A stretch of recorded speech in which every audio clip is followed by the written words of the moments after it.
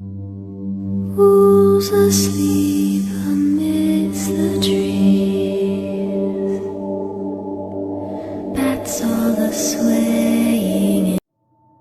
Welcome back my channel قصہ box.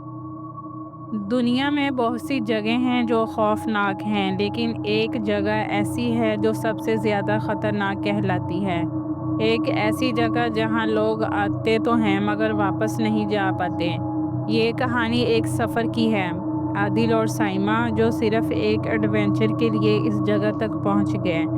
انہیں نہیں پتا تھا کہ جو دیکھیں گے وہ ان کی آخری یاد بن جائے گی۔ رات کا اندھیرا چھایا، ہر چیز اتنی خاموش کہ صرف ان کی سانسوں کی آواز سنائی دے رہی تھی۔ تبھی اچانک ایک عجیب سا سایہ ان کے سامنے آیا۔ ان کے دل زور زور سے دھڑکنے لگے۔